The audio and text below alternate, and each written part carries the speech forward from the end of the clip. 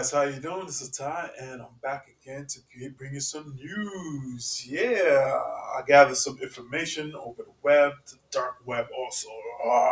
Dark web. And got some information on Brandon Johnson, and also a couple of people were in the comments. They were asking about the migrants. Why don't they just sue the bus companies and sue the state of Texas for sending them to these states?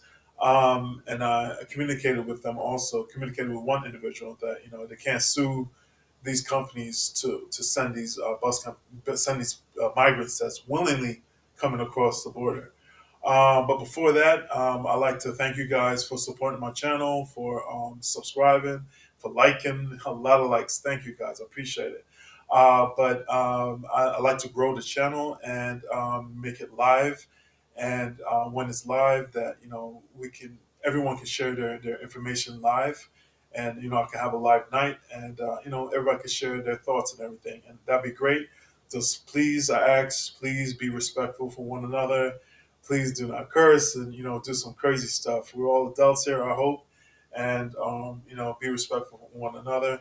And if you guys are new subscribers, just if you want to put a comment, just put down a question if you have for me, any questions, and put in that you just subscribed, okay?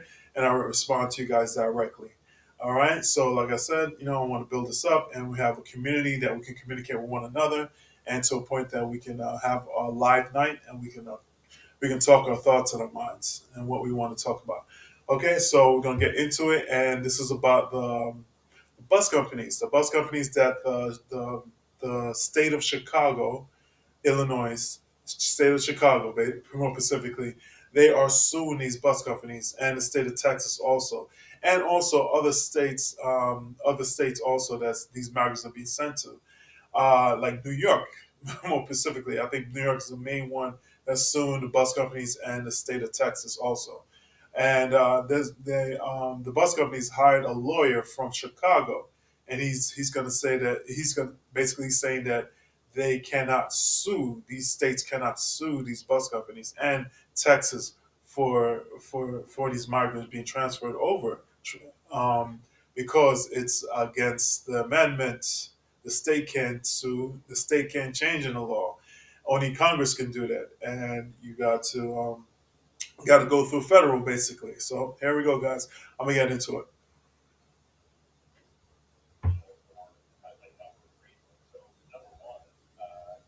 What this ordinance does is it's really trying to address an immigration issue, right?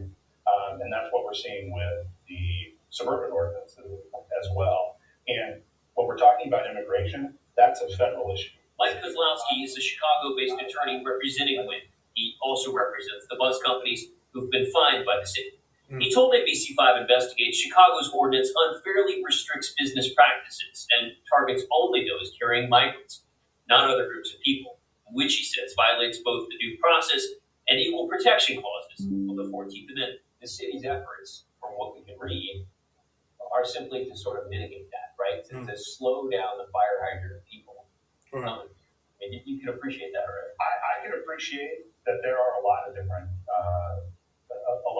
voices in this debate, no question. But at the end of the day, the city has to operate within the confines of the law, within the confines of the country. All right. So basically, guys, the lawyer basically said what I just said. The only Congress can change, amend anything with the Constitution, and I think that's the 14th Amendment. You have to you can't just focus on one group of people, which are the migrants, and say that they cannot come to your state. It's against the law. And these people are willingly want to go to your state, and they're choosing. A lot of most of all the times, these migrants are choosing to go to the states that they want to go to. So you just can't sue the bus companies because they're giving them a service.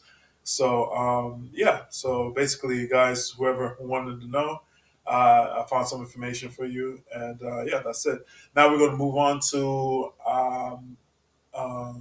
Mayor Johnson. All right, all right. These are news people talking to one another.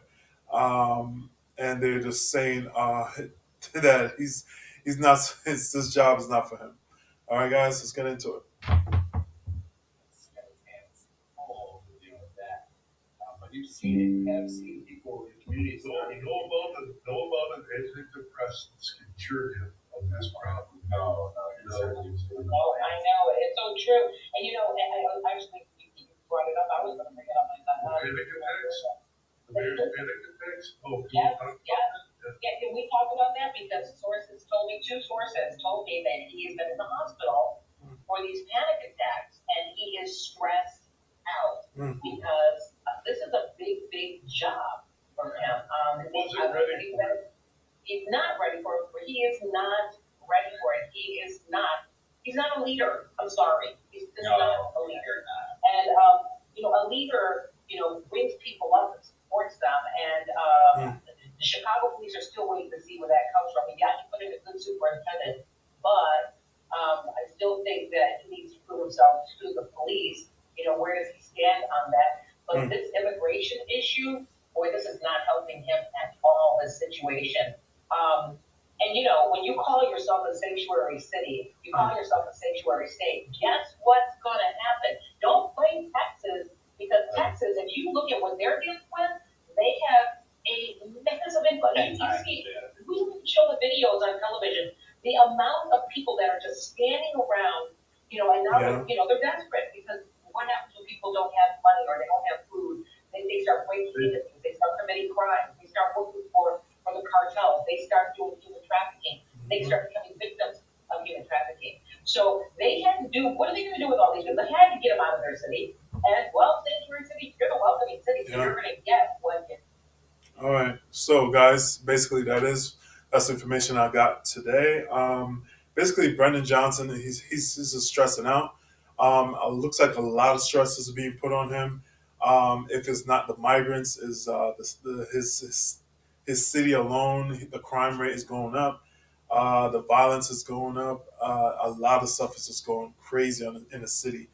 The migrants just make it even worse because he has to spend so much money. He has to find money. He has to find location, and plus he, just at night more than likely is keeping them up.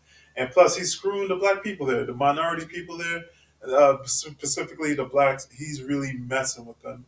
He's really not he's not thinking for the best of them because it's just in the end, the blacks, the blacks there, it's not going to serve them right to have immigrants being there, sucking up their resources. The schools shutting down the schools for their children, and then pushing these migrants into their schools, and other things like that. So, guys, if you want to know any more information, I'll try my best to answer it.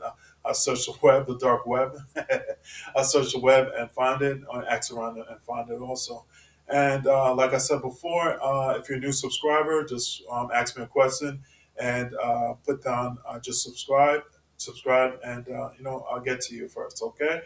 Okay. And also, I'm thinking about putting a video of migrants just coming across the border. I was thinking about this before, like 5-10 minute video, just showing everyone just how much number of migrants is pouring over the border. It's a lot, guys. I think in one day they had 1 million migrants. I think the most was 1 million migrants, at least 1 million migrants in one day coming across the border. So I mean, Texas is going through a lot. They're really going through a lot. So hope you guys are doing well, and talk to you guys later.